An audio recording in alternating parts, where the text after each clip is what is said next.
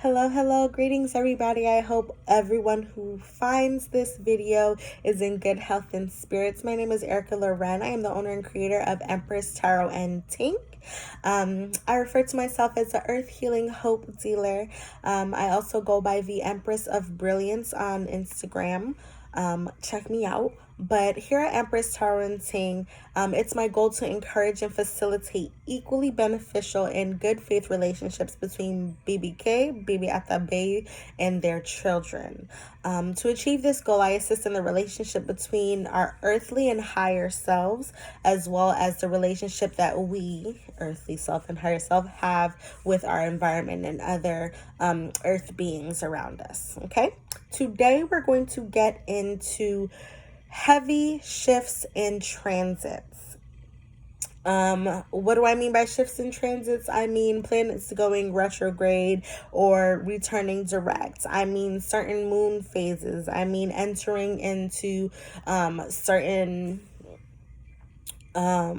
phases of the zodiac. Now, depending on what is on your natal chart, and how you are influenced by the planets, and how your makeup was influenced by the planets, shifts are going to be different for you. So what I find to be like a heavy shift might not be a heavy shift for you. For example, I am a Sun in Pisces and Mercury in Pisces. So when Mercury goes retrograde, a lot of time people feel like chickens with their heads cut off, and their communication is out of whack, and they're all over the place, and their emotions are crazy. But for me, I love Mercury retrogrades because it's in my ruling sign, and so I feel at home when Mercury slows down, for us to really focus on them. So that is just an example. Some people,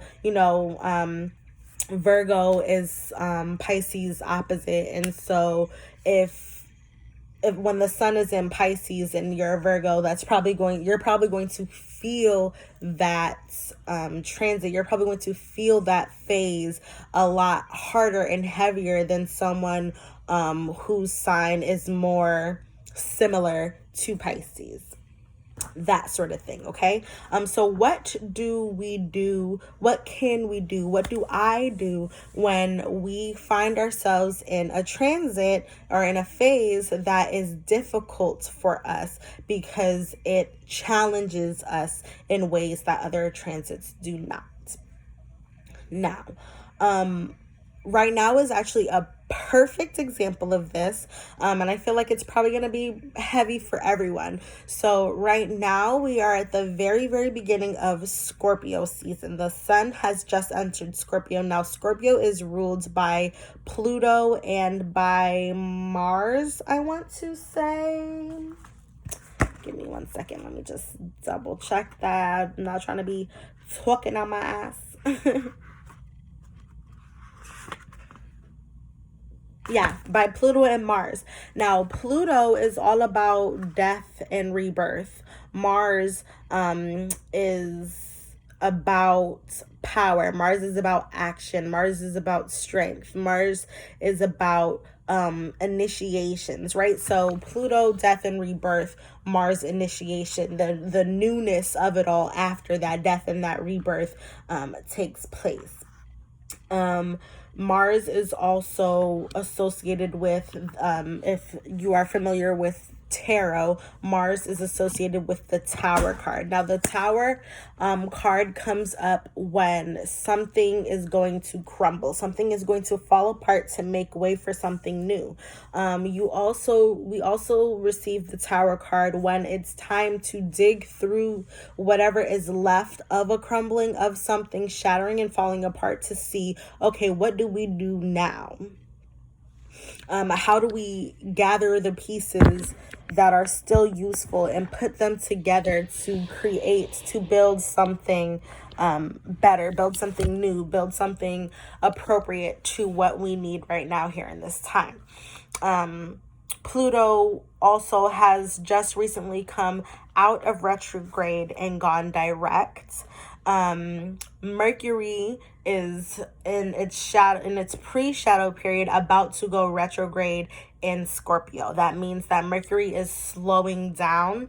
Its orbit is slowed down, and we are given the opportunity to really focus on our communication, to really focus on our processing. And when I say communication, I mean both when we are speaking, when we are communicating to someone, and also when we are on the receiving end of communications. Okay, Mercury rules all of that and affects all of those things. Okay, and that is going to happen in Scorpio. Now, with Scorpio representing death and rebirth, that means that these are going to be old things that we have shoved under the rug, that we have gone out of our way not to communicate about, even with ourselves, and things that we really have to grow past and through and let die before we are able to move on to the next stage, the next phase, the next level of whatever it is whatever area and whatever it is that we are transitioning through. Okay, now that is really fucking daunting, because things get repressed for a reason, because they're heavy, because they hurt, because we don't or didn't have the tools, the skills, the capacity, the confidence, the room, whatever it is. We were lacking something necessary to resolving whatever issue is at hand. So one thing that I like to do when I come up, not against, but when I encounter such a transition, because as someone with their sun in Pisces, someone who whose moon and rising signs are in Leo, I am extremely emotional, and I operate a lot. Something that I'm working on is I operate in a lot of not a lot of, but in extremes sometimes, especially when it comes to my emotions. So like, I'm either like really, really, really happy, really, really excited, really, really mad, really, really sad, really, really, just stoic, whatever it is. It's a really, really, really, like, I don't really do emotions and like half steps. I'm not like, oh, I'm kind of excited, or I'm kind of amused, or I'm kind of annoyed. No, like, it'd be really, really, if I feel it, I feel it. Okay.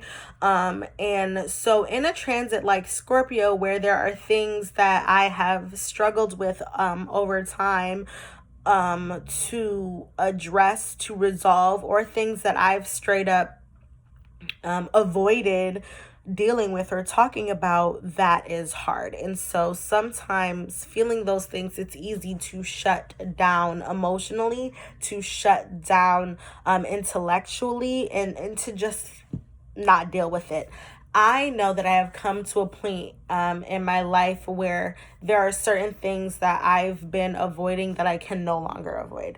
And when that happens, I like to ground myself in gratitude. And I know, like, for some people, that's going to be like, ugh, here we go with these damn gratitude lists. And how the fuck is that going to help you, if this is some, like, old-ass childhood trauma that, like, you could barely talk about in therapy type of thing, right? But it helps for me because, like I said, I'm extremely emotional.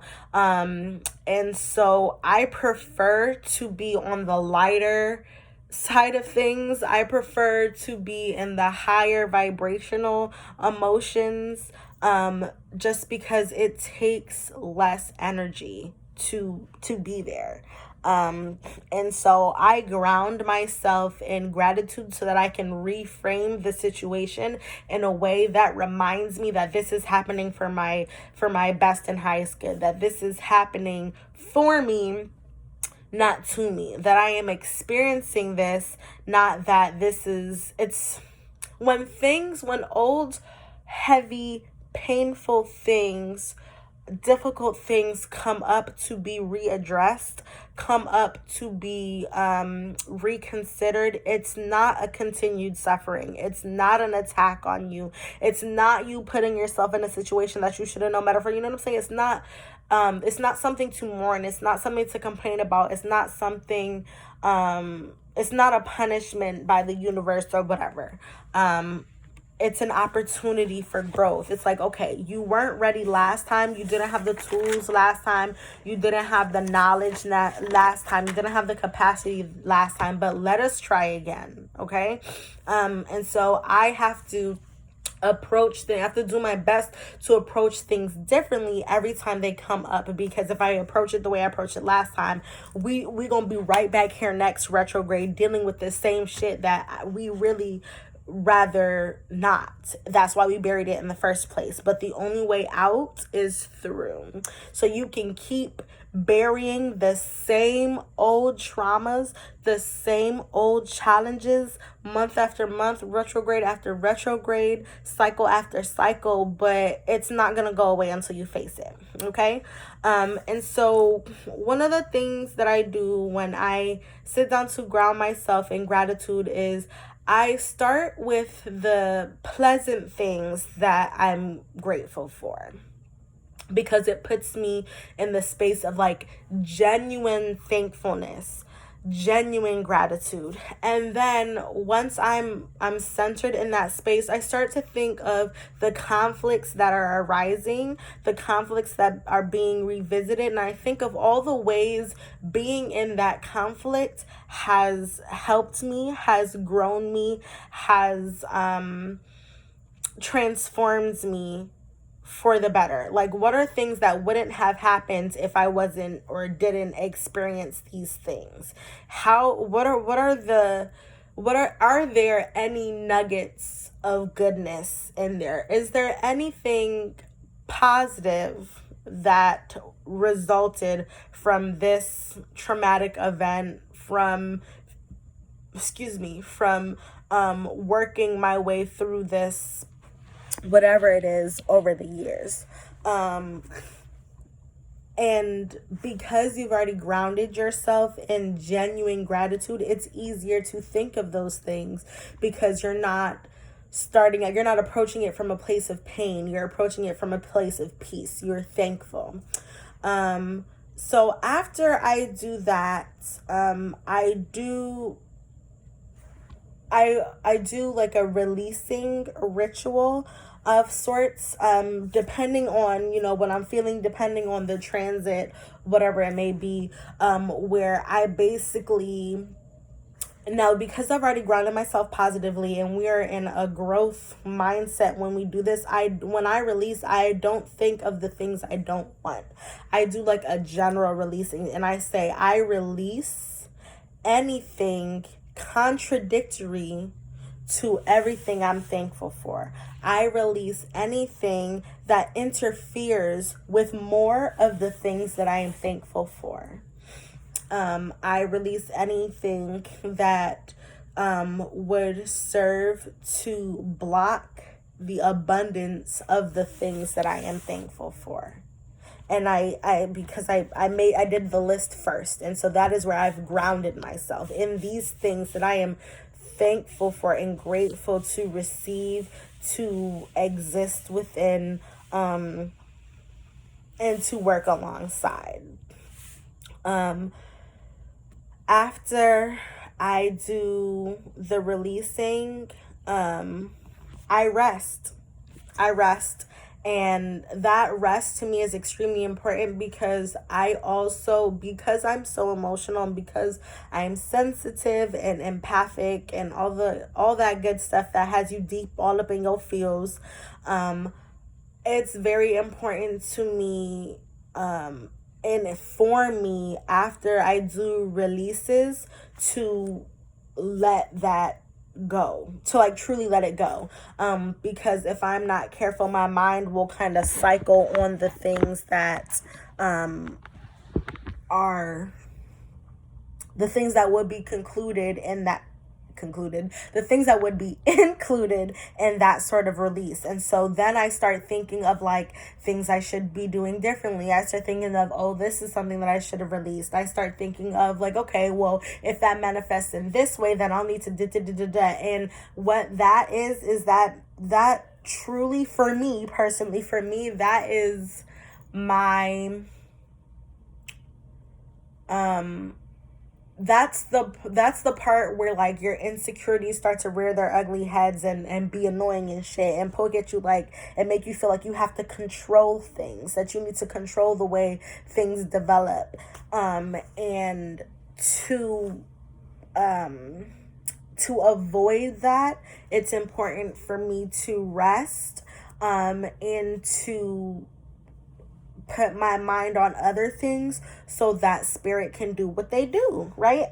When you release things, it's out of your hand. You've given it away, right? You've sent it up. You've sent it out. You've sent it down. Wherever you sent it, you sent it. You've released it. You've let it go. And so if you continue to hold on to those things, like, why did you just waste your time releasing? And now spirit is confused. Now your ancestors confused. So it's just like, so this for us to work on, or is this for you to work on? Because you said you released it, but you still working on it. Like you said you released it, but you still trying to orchestrate things. And sometimes the things that we trying to do, the things that we trying to orchestrate is counterproductive to the things that they're trying to put in place for us, to the messages that they are then preparing to give us according to what we said we no longer wanted in our lives. And so that's what I have to do.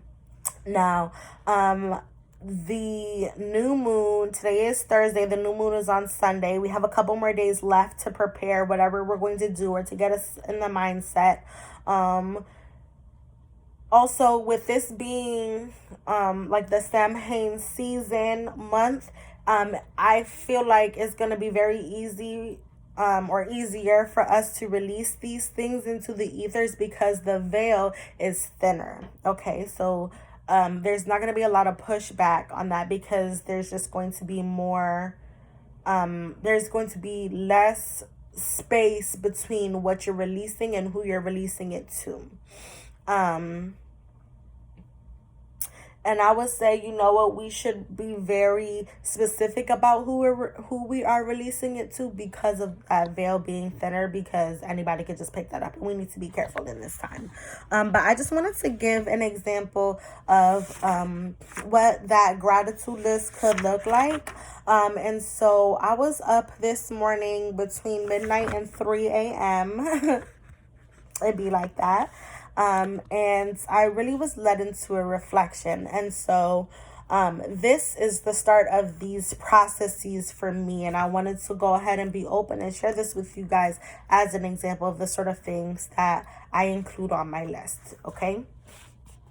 I'm grateful for cognizance and dedication to this never-ending journey towards self-actualization.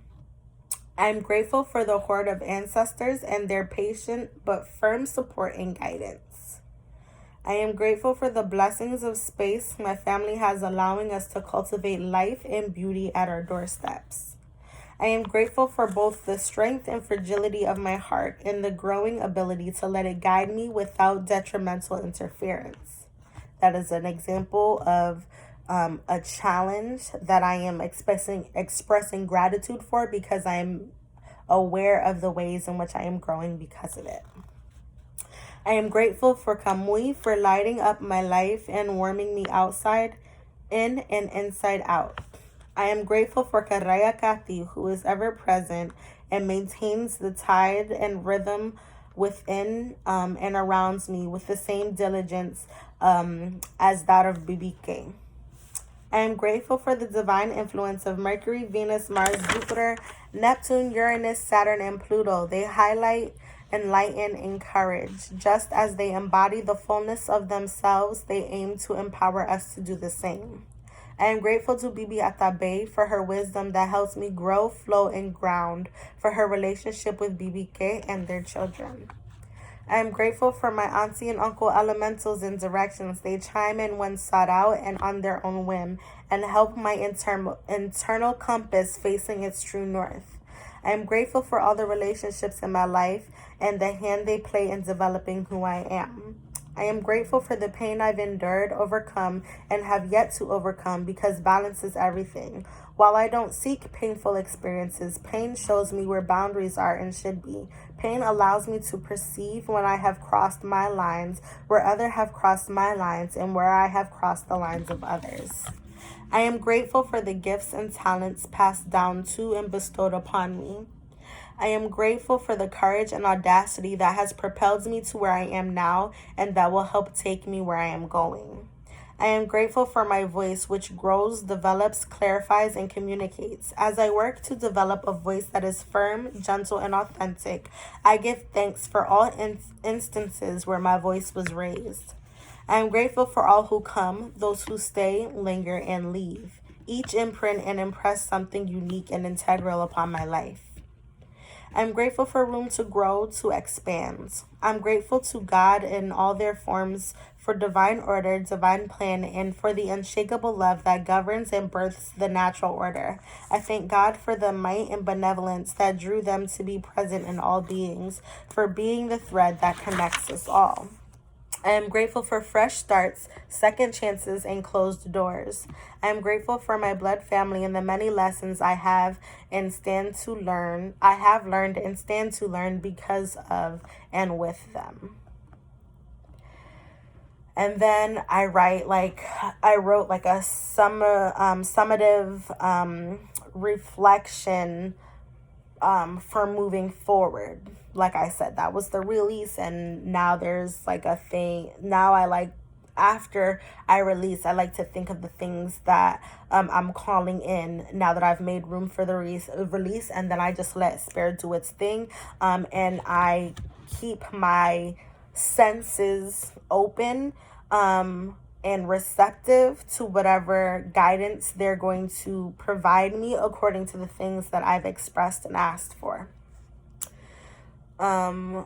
Scorpio has arrived. We have arrived in Scorpio. As things from my past arrive, I do not flee. I no longer run from my past. I meet it when it manifests with increasing grace and understanding. As I learn from my past, I allow myself to close doors on some things, but also make room for that which was meant to be a foundation or building block to exist accordingly. This Scorpio season, I free fall into the depths so I may be rooted and nourished there, so I may heal in the warm, moist, incubative depths, so I may germinate and gestate into my destiny. This Scorpio season, I surrender. I let go and let flow. I cling to nothing and no one I allow. So that is just an example of the way I ground myself in the process of and in preparation for transits that I know are going to be heavy for me, that I know are going to be challenging for me. I like to write that in multiple places. I write it in my journal. I also like to write out things that I'm going to need to revisit on like a post-it or on some consecrated paper, and I put that on my altar, and that's where I do like my candle work and all that good stuff, so that no matter what, that is included. Yeah, so stay tuned. I highly encourage and look forward to your responses, your thoughts, your suggestions. If there's anything that you guys do that you feel that would work to be added with this, if you would like to share what it is that you do for some input, feel free to put it in the comments, and I can't wait to interact with you guys and get a better glimpse at how you guys do things for heavy transits, because Pluto going direct and Mercury going retrograde in Scorpio, and us entering Scorpio season, that's gonna affect all of us. So I look forward to hearing from you. Thank you so much for tuning in, and I will see you later. Bye.